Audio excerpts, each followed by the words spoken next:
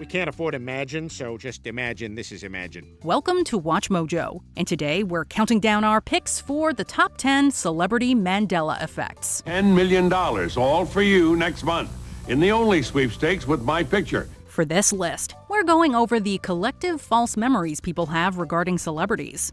If there's a celebrity fact you're sure was true in another reality, let us know in the comments below, preferably in this reality. Number 10. Kurt Cobain's Pink Jacket. Nirvana was one of the biggest bands of the 90s, and frontman Kurt Cobain was everywhere. Take your time, hurry up, just don't be late. However, what has proven surprisingly elusive is a particular photo of the musician. Some fans remember Cobain wearing a pink jacket with a feathery texture. Images of it supposedly disappeared quite suddenly, with proponents of the idea pointing to an eclipse in 2017 as being the moment it occurred. I deleted the photos. Promise. Some even described experiencing a visual glitch when searching for the image.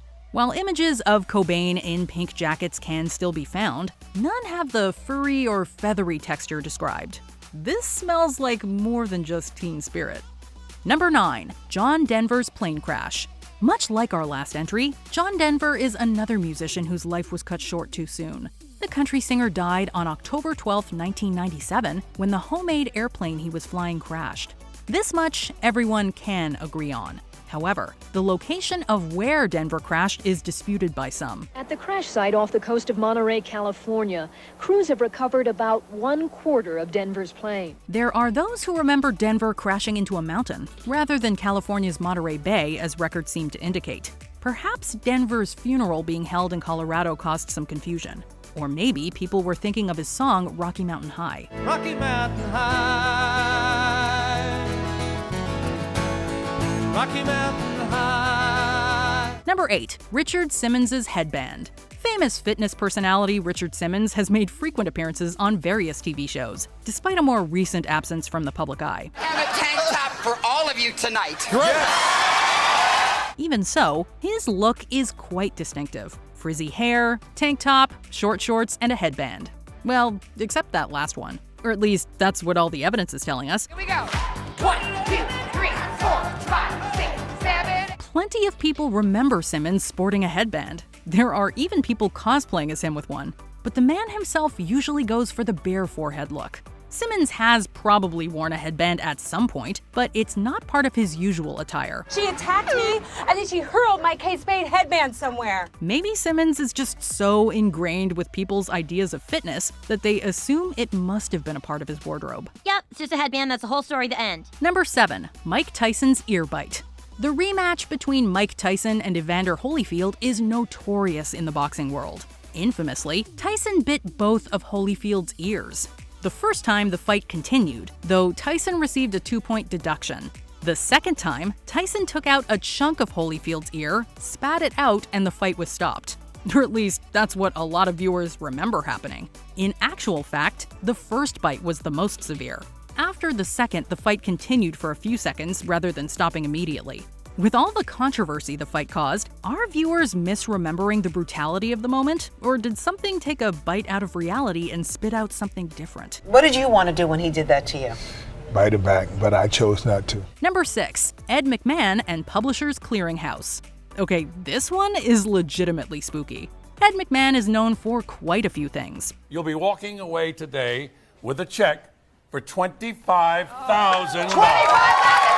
He was Johnny Carson's sidekick for decades, and he's also famous for delivering oversized checks to people's doors for the Publishers Clearinghouse sweepstakes. Right? Ed McMahon, our good friend, could not be here, but it seems, David, that you are the $1 million winner. Well, not only did McMahon not deliver checks door to door, he was never affiliated with Publishers Clearinghouse. Instead, he presented sweepstakes for American Family Publishers. Yet TV and pop culture associate McMahon going door to door with big checks. So what gives? I'm one of the winners of the Publishers Clearinghouse. Ed McMahon wants to see me right away. Did everyone just confuse a less famous company for a more popular one? This doesn't feel like winning at all. In the only sweepstakes with my picture. Number 5. Bruce Springsteen. Bandana or cap? Born in the USA is one of the Boss's greatest and most recognizable hits.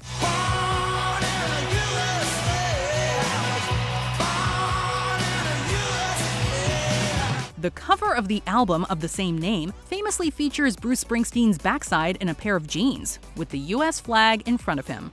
Many fans distinctly remember a bandana stuffed into the back pocket. What's up with the bandana, dude? Huh? But if you look today, it's a baseball cap instead. While baseball caps certainly fit the all-American image, so does a bandana. Wait, hat or no hat? Hat or no hat? And this Mandela Effect catches even some hardcore Springsteen fans off guard. Perhaps someone was born to run off with this vanished article of clothing. Number 4. Michael Jackson's white glove. Speaking of famous musicians' accoutrements, the king of pop is famous for donning a single white glove. No, we're not going to tell you he never did that. Of course he did.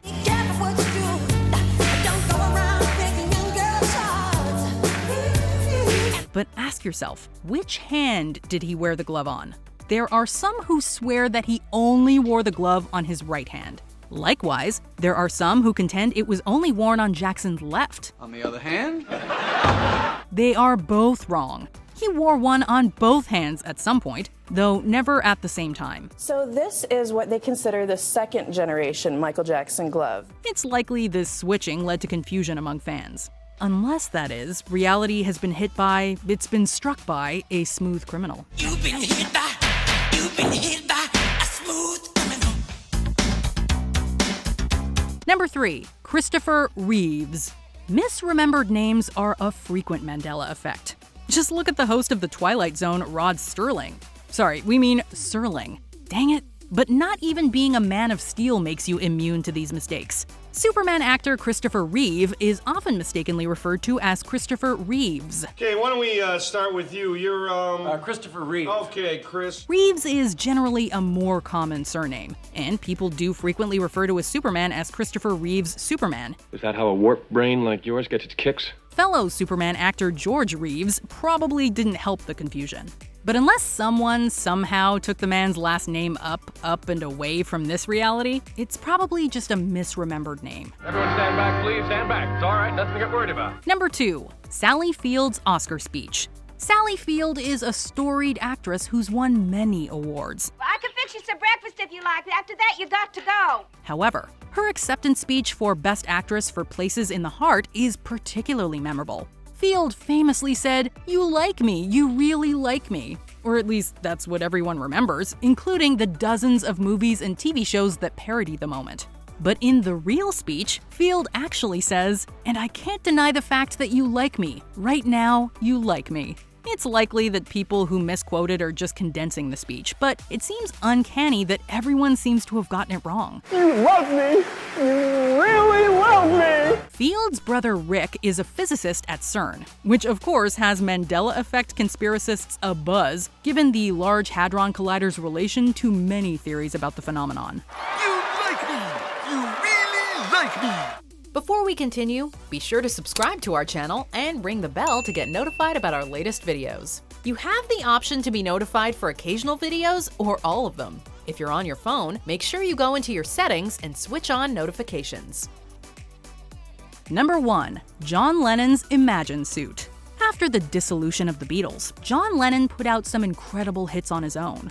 One of these was the song Imagine, which also had a film created around it.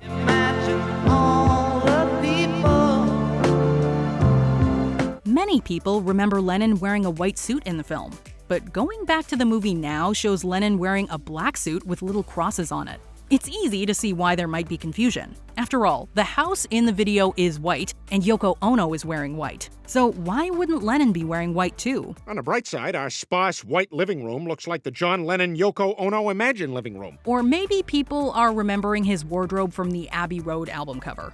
Then again, what if reality has changed? Imagine. Do you agree with our picks? Check out this other recent clip from WatchMojo, and be sure to subscribe and ring the bell to be notified about our latest videos.